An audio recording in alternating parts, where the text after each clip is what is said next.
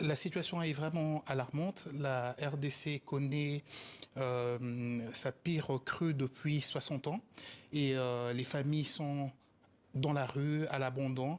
On Et parle de 2500 sans-abri. 2500 sans-abri et ils dorment dans la rue et il manque à manger, il manque de l'eau potable, donc la situation est quand même alarmante. La situation sanitaire, quelle est-elle? Effectivement, la situation sanitaire aussi Au est niveau des alarmante maladies parce que hydriques, voilà, j'imagine. il y a des maladies hydriques et l'eau potable n'est pas à la portée de ces familles. Donc nous avons lancé cette campagne de solidarité pour venir en Au aide sein à ces familles. donc de votre ONG Congo Congo River. River, effectivement. Donc la campagne s'appelle SOS SOS Congo Congo River. River.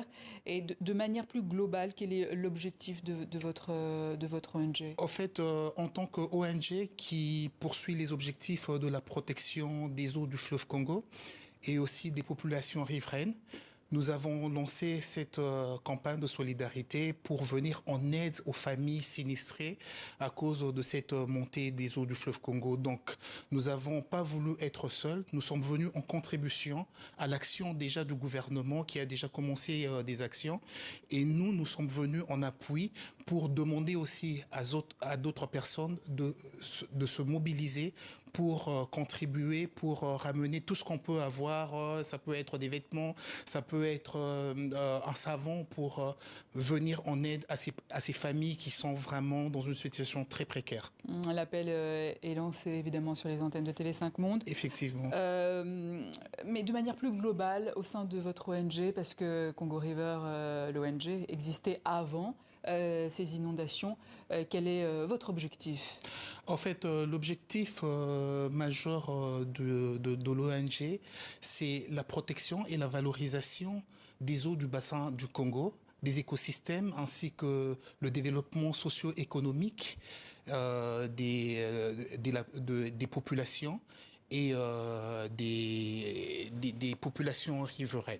Donc nous avons plusieurs activités. Nous avons le festival Congo River, nous avons des activités comme au Congo où nous formons les enfants à la chimie de l'eau, à la science participative. Nous avons des actions comme pêcheurs de plastique où nous descendons sur le fleuve avec les pêcheurs pour ramasser les bouteilles en plastique parce qu'il y a une pollution qui est aussi une des causes des inondations, de la montée des eaux. Et nous avons aussi un concours de poésie que nous avons lancé avec les enfants pour une réappropriation de ce grand patrimoine qui est le fleuve Congo, qui est le deuxième fleuve le plus puissant du monde et le plus profond fleuve du monde avec 270 mètres de profondeur à certains endroits. Et le constat, c'est que c'est un sujet qui parle aux enfants. Est-ce que vous avez eu énormément de retours par rapport à ce concours de poésie? Effectivement, il y a vraiment eu de l'engouement sur les réseaux sociaux. Il y a plusieurs enfants qui ont candidaté et on était même surpris de voir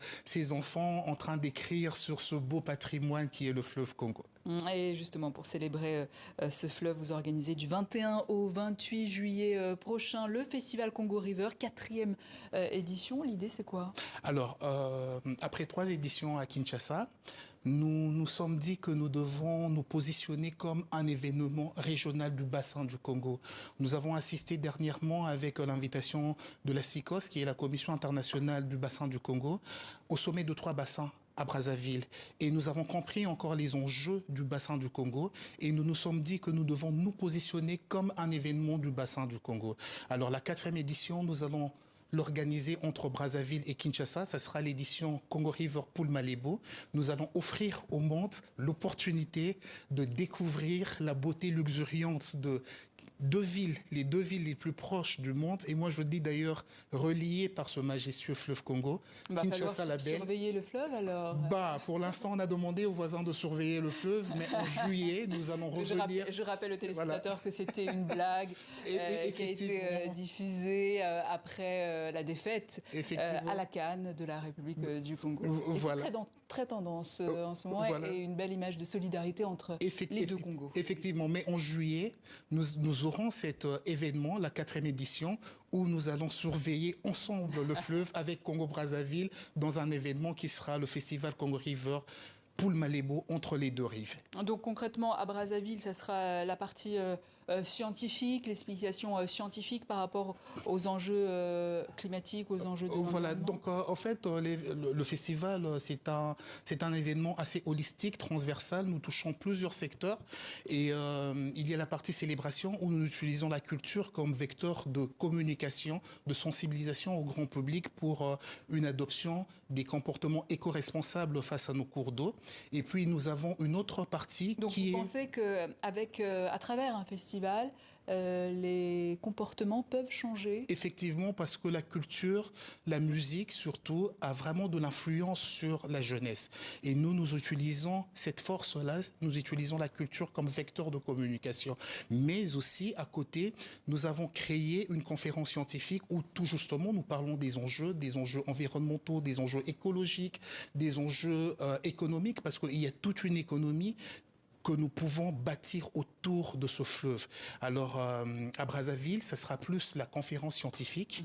Il y aura aussi une partie touristique, à Ngabé, là où nous allons tenir notre conférence scientifique. C'est au bord du fleuve Congo, à 200 km de Brazzaville. C'est un joli site, c'est un très beau site. Et nous allons tenir notre conférence scientifique là-bas. Et puis, avec toute la délégation, nous allons revenir à Kinshasa pour la partie festive où nous allons faire Kinshasa by Night. Vous savez que Kinshasa, c'est une ville... La capitale de la fête. Voilà, voilà. Donc, nous Les allons ambianceurs. effectivement, donc nous allons présenter ça au monde et puis nous aurons aussi à visiter les bonobos, l'Olaya Bonobo. Nous allons faire l'Olaya Bonobo avec notre partenaire, l'Office national du tourisme.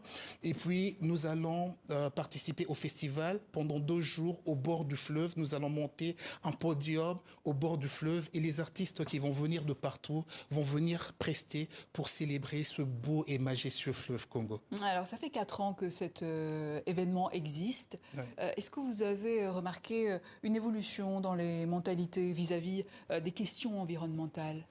Effectivement, parce qu'au départ, les gens ne connaissaient pas la valeur de ce fleuve. Que nous avons un fleuve qui est puissant, un fleuve qui est d'ailleurs la plus grande autoroute naturelle de notre pays, qui peut donner à manger aux Congolais, qui peut servir de voie de navigation, qui peut vraiment donner même aujourd'hui avec la transition écologique, ce fleuve peut donner de l'énergie propre aux Congolais. Et quand on parle du développement, on parle de l'industrialisation, sans énergie, on ne peut pas atteindre ces objectifs-là. Mais ce fleuve-là peut donner au Congo de l'énergie propre. Donc avec le festival, du fait que nous parlons nous utilisons la culture, les artistes et nous utilisons aussi les chercheurs, les scientifiques, les politiques. Pendant la conférence scientifique, les gens ont un autre regard face à ce fleuve-là. Et avec des activités comme le concours de poésie dans les méandres du fleuve Congo, il y a une réappropriation de ce patrimoine auprès des jeunes. Donc le travail est énorme, mais je pense que ce travail de sensibilisation est en train vraiment de poser ses bases et je pense qu'à la 4e, 5e édition, les gens pourront vraiment comprendre l'importance de ce fleuve. Vincent Kounda, merci. Je rappelle que vous êtes le président fondateur de l'ONG Congo River et que vous organisez du 21 au 28 juillet prochain le festival Congo River entre Brazzaville et Kinshasa.